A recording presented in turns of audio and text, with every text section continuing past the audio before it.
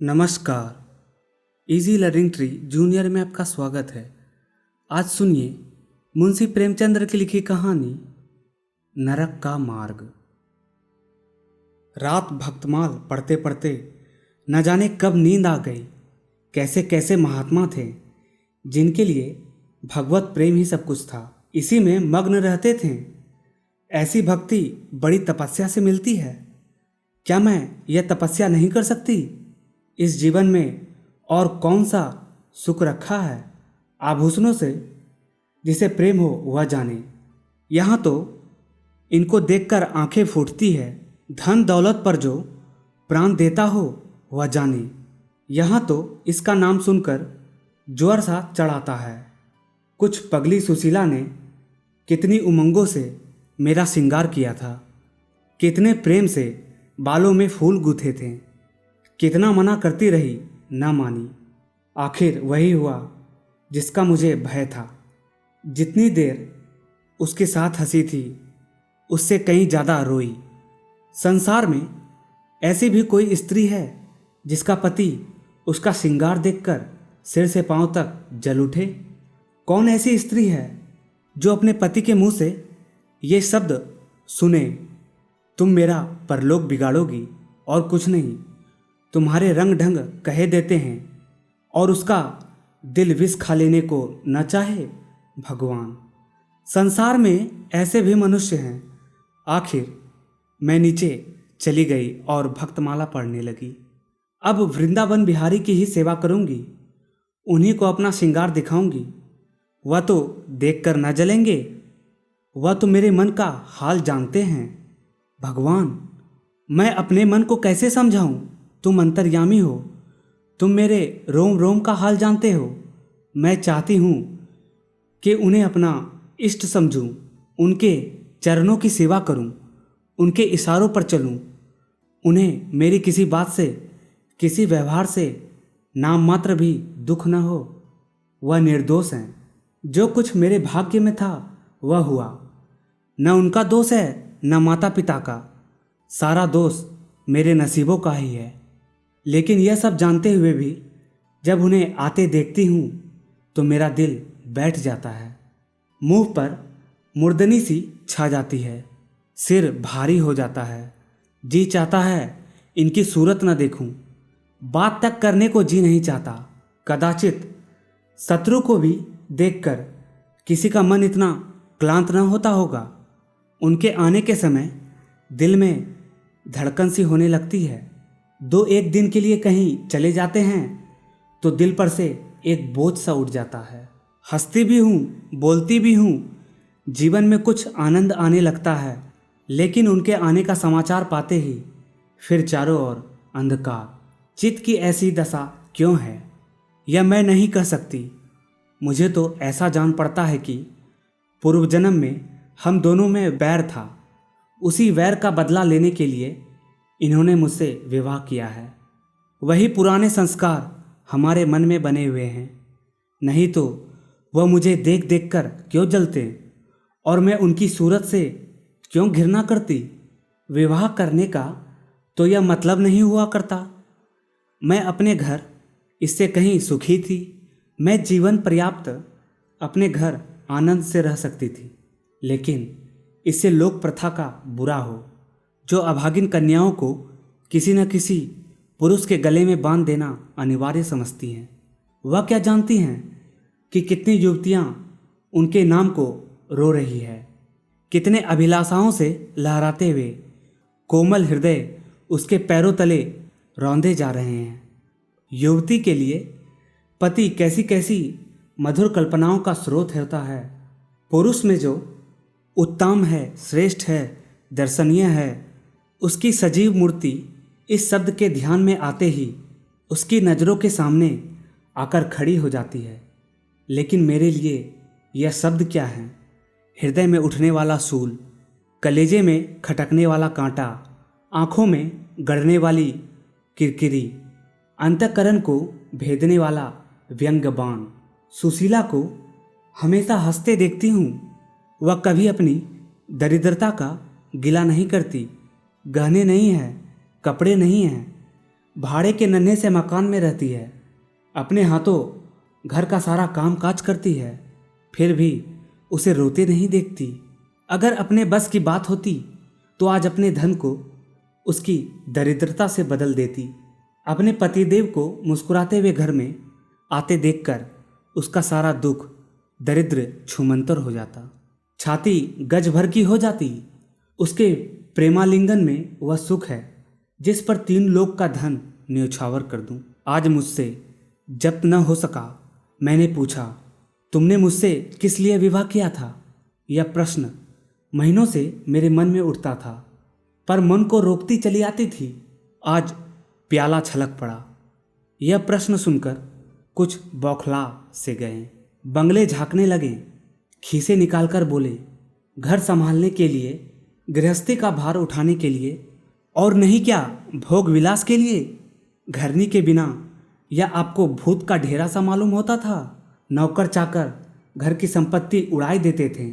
जो चीज़ जहाँ पड़ी रहती थी वहीं पड़ी रहती थी, उसको देखने वाला न था।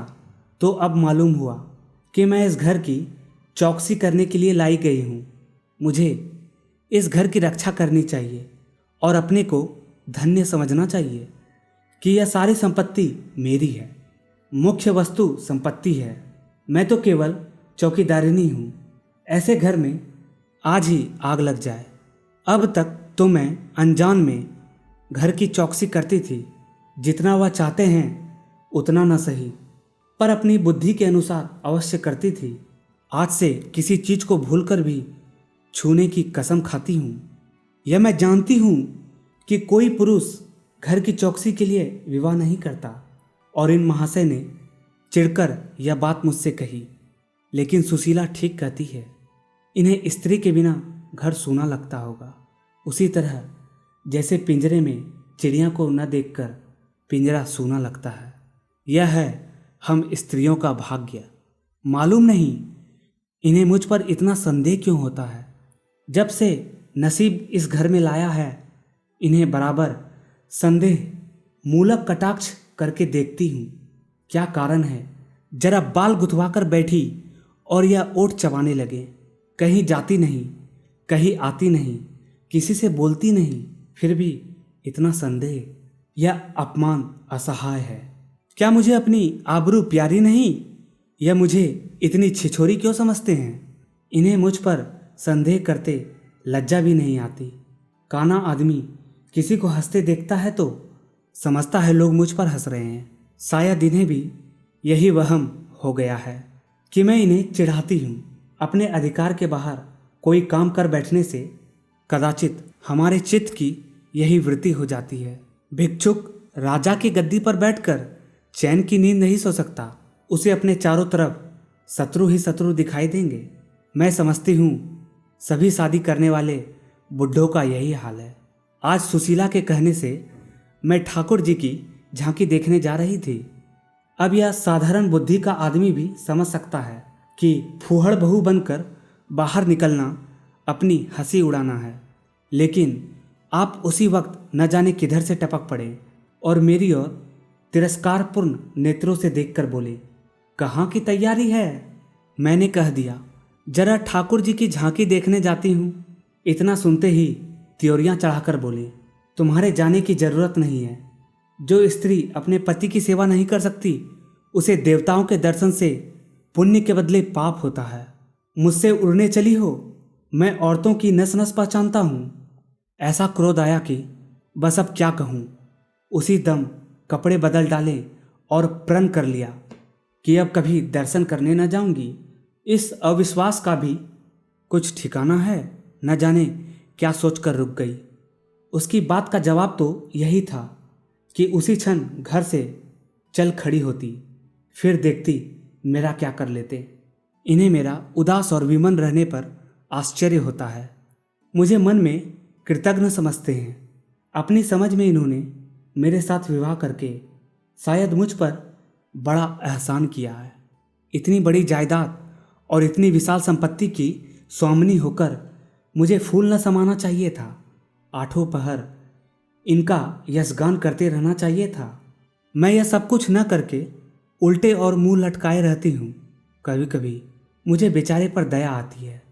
यह नहीं समझते कि नारी जीवन में कोई ऐसी वस्तु भी है जिसे खोकर उसकी आंखों में स्वयं भी नरक तुल्य हो जाता है। 3 दिन से बीमार हैं। डॉक्टर कहते हैं बचने की कोई आशा नहीं, निमोनिया हो गया है। पर मुझे ना जाने क्यों इनका गम नहीं है। मैं इतनी वज्र हृदय कभी न थी। न जाने वह मेरी कोमलता कहाँ चली गई। किसी बीमार की सूरत देखकर मेरा हृदय करुणा से चंचल हो जाता था। मैं किसी का रोना नहीं सुन सकती थी। वही मैं हूँ कि आज 3 दिन से उन्हें अपने बगल के कमरे में पड़े कहराते सुनती हूँ और एक बार भी उन्हें देखने न गई। आँख में आंसू आने का जिक्र ही क्या। मुझे ऐसा मालूम होता है इनसे मेरा कोई नाता ही नहीं। मुझे चाहिए कोई पिचासनी कहे, चाहे उल्टा, पर मुझे तो यह कहने में लेस मात्र भी संकोच नहीं है कि इनकी बीमारी से मुझे एक प्रकार का ईर्ष्यामय आनंद आ रहा है। इन्होंने मुझे यहाँ कारावास दे रखा था। मैं इन्हें विवाह का पवित्र नाम नहीं देना चाहती। यह कारावास ही है। मैं इतनी उदार नहीं हूँ कि जिसने मुझे कैद में डाल रखा हो उसकी पूजा करूँ, जो मुझे लात से मारे उसके पैरों को चूमूं। मुझे तो मालूम हो रहा है ईश्वर इन्हें इस पाप का दंड दे रहे हैं। मैं निसंकोच होकर कहती हूँ कि मेरा इनसे विवाह नहीं हुआ। स्त्री किसी के गले में बांध दिए जाने से ही नहीं उसकी विवाहित हो जाती। वही संयोग विवाह का पद पा सकता है जिसमें कम से कम एक बार तो हृदय प्रेम में पुलकित हो जाए। सुनती हूँ महाशय अपने कमरे में पड़े पड़े मुझे कोसा करते हैं, अपनी बीमारी का सारा बुखार मुझ पर निकालते हैं। लेकिन यहाँ इनकी परवाह नहीं। जिसका जी चाहे जायदाद ले, धन ले, मुझे इसकी ज़रूरत नहीं। आज 3 दिन हुए मैं विधवा हो गई। कम से कम लोग यही कहते हैं जिसका जो जी चाहे कहे, पर मैं अपने को जो कुछ समझती हूँ वह समझती हूँ। मैंने चूड़ियाँ नहीं तोड़ी। क्यों तोड़ूं? मांग में सिंदूर पहले भी न डालती थी, अब भी नहीं डालती। बूढ़े बाबा का क्रियाक्रम उनके सुपुत्र ने किया। मैं पास न फटकी। घर में मुझ पर मनमानी आलोचनाएं होती है। कोई मेरे गुथे में बालों को देखकर नाक सिकोड़ता है, कोई मेरे आभूषणों पर आंख मटकाता है। यहाँ इसकी चिंता नहीं। इन्हें चिढ़ाने को मैं भी रंग बिरंगिया साड़ियाँ पहनती हूँ और बनती संवरती हूँ। मुझे जरा भी दुख नहीं होता। मैं तो कैद से छूट गई। इधर कई दिन बाद सुशीला के घर गई। छोटा सा मकान है, कोई सजावट न सामान, चारपाइयाँ तक नहीं, पर सुशीला कितने आनंद से रहती है। उसका उल्लास देखकर मेरे मन में भी भांति भांति की कल्पनाएं उठने लगती है। उन्हें कुत्सित क्यों कहूँ जब मेरा मन उन्हें कुत्सित नहीं समझता। इनके जीवन में कितना उत्साह है। आंखें मुस्कुराती रहती है, ओंठों पर मधुर हास्य खेलता रहता है, बातों में प्रेम का स्रोत बहता हुआ जान पड़ता है। इस आनंद से चाहे वह कितनी ही क्षणिक हो, जीवन सफल हो जाता है। फिर उसे कोई भूल नहीं सकता। उसकी स्मृति अंत तक के लिए काफ़ी हो जाती है। इस मिजराव की चोटी हृदय के तारों को अंतकाल तक मधुर स्वरों से कंपित रख सकती है। एक दिन मैंने सुशीला से कहा, अगर तेरे पतिदेव कहीं परदेश चले जाएं तो रोते रोते मर जाएगी? सुशीला गंभीर भाव से बोली, नहीं बहन, मरूंगी नहीं। उनकी याद सदैव प्रफुल्लित करती रहेगी, चाहे उन्हें परदेश में बरसों लग जाएं। मैं यही प्रेम चाहती हूँ। इसी चोट के लिए मेरा मन तड़पता रहता है। मैं भी ऐसे ही स्मृति चाहती हूँ, जिसके दिल के तार सदैव बजते रहें, जिसका नशा नित्य छाया रहे। रात रोते रोते हिचकियाँ बंध गई। न जाने क्यों दिल भर आता था। अपना जीवन सामने एक बीहड़ मैदान की भांति फैला मालूम होता जाता था, जहाँ बगुलों के सिवा हरियाली का नाम नहीं। घर फाड़े खाता था। चित्त ऐसा चंचल हो रहा था कि कहीं उड़ जाऊं। आजकल भक्ति के ग्रंथों की ओर ताकने को जी नहीं चाहता। कहीं सैर करने जाने की भी इच्छा नहीं होती। क्या कहूँ, क्या चाहती हूँ, वह मैं स्वयं नहीं जानती। लेकिन मैं जो नहीं जानती वह मेरा एक एक रोम जानता है। मैं अपनी भावनाओं की सजीव भूमि हूँ। मेरा एक एक अंग मेरी आंतरिक वेदना का आंतरनाद कर रहा है। मेरे चित्त की चंचलता उस अंतिम दशा को पहुँच गई है जब मनुष्य को निंदा की न लज्जा रहती है और न भय। जिन लोभी स्वार्थी माता पिता ने मुझे कुएं में ढकेला, जिस पाषाण हृदय प्राणी ने मेरी मांग में सिंदूर डालने का स्वांग किया, उसके प्रति मेरे मन में बार बार दुष्कामनाएं उठती है। मैं उन्हें लज्जित करना चाहती हूँ। मैं अपने मुंह में कालिख लगाकर उनके मुख में कालिख लगाना चाहती हूँ। मैं अपने प्राण देकर उन्हें प्राणदंड दिलाना चाहती हूँ। मेरा नारित्व लुप्त हो गया है। मेरे हृदय में प्रचंड ज्वाला उठी हुई है। घर के सारे आदमी सो रहे थे। मैं चुपके से नीचे उतरी, द्वार खोला और घर से निकली। जैसे कोई प्राणी गर्मी से व्याकुल होकर घर से निकले और किसी खुली हुई जगह की ओर दौड़े। उस मकान में मेरा दम घुट रहा था। सड़क पर सन्नाटा था। दुकानें बंद हो चुकी थी। सहसा एक बुढ़िया आती हुई दिखाई दी। मैं डरी कहीं चुड़ैल न हो। बुढ़िया ने मेरे समीप आकर मुझे सिर से पांव तक देखा और बोली, किसकी राह देख रही हो? मैंने चिढ़कर कहा, मौत की। बुढ़िया, तुम्हारे नसीब में तो अभी जिंदगी के बड़े बड़े सुख भोगने हैं। अंधेरी रात गुजर गई। आसमान पर सुबह की रोशनी आ रही है। मैंने हंसकर कहा, अंधेरे में भी तुम्हारी आंखें इतनी तेज है कि नसीबों की लिखावट पढ़ लेती है। बुढ़िया, आंखों से नहीं पढ़ती बेटी, अक्ल से पढ़ती हूँ। धूप में चूड़े सफ़ेद नहीं किए। तुम्हारे बुरे दिन गए और अच्छे दिन आ रहे हैं। हंसो मत बेटी, यही काम करते इतनी उम्र गुजर गई। इस बुढ़िया के बदौलत जो नदी में कूदने जा रही थी वो आज फूलों की सेज पर सो रही है। जो जहर का प्याला पीने को तैयार थी वो आज दूध की कुल्लियाँ कर रही है। इसलिए इतनी रात गए निकलती हूँ कि अपने हाथों किसी अभागिन का उद्धार हो सके तो करूँ। किसी से कुछ नहीं मांगती। भगवान का दिया सब कुछ घर में है। केवल यही इच्छा है कि अपने से जहाँ तक हो सके दूसरों का उपकार करूं। जिन्हें धन की इच्छा है उन्हें धन, जिन्हें संतान की इच्छा है उन्हें संतान। बस और क्या कहूँ, वह मंत्र बता देती हूँ कि जिसकी जो इच्छा हो वह पूरी हो जाए। मैंने कहा, मुझे न धन चाहिए न संतान। मेरी मनोकामना तुम्हारे बस की बात नहीं। बुढ़िया हंसी। बेटी, जो तुम चाहती हो वह मैं जानती हूँ। तुम वह चीज़ चाहती हो जो संसार में होते हुए स्वर्ग की है, जो देवताओं के वरदान से भी ज़्यादा आनंदप्रद है, जो आकाश कुसुम है, गुलर का फूल है और अमावस का चांद है। लेकिन मेरे मंत्र में वह शक्ति है जो भाग्य को भी संवार सकती है। तुम प्रेम की प्यासी हो। मैं तुम्हें उस नाव पर बैठा सकती हूँ जो प्रेम के सागर में प्रेम की तरंगों पर क्रीड़ा करती तुम्हें पार उतार दे। मैंने उत्कंठित होकर पूछा, माता तुम्हारा घर कहाँ है? बुढ़िया, बहुत नज़दीक है बेटी। तुम चलो तो मैं अपनी आंखों पर बैठा कर ले चलूँ। मुझे ऐसा मालूम हुआ कि यह कोई आकाश की देवी है। उनके पीछे पीछे चल पड़ी। आहा, वह बुढ़िया जिसे मैं आकाश की देवी समझती थी नरक की डाइन निकली। मेरा सर्वनाश हो गया। मैं अमृत खोजती थी, विष मिला। निर्मल स्वच्छ प्रेम की प्यासी थी, गंदे विषाक्त नाले में गिर पड़ी। वह वस्तु न मिलती थी न मिली।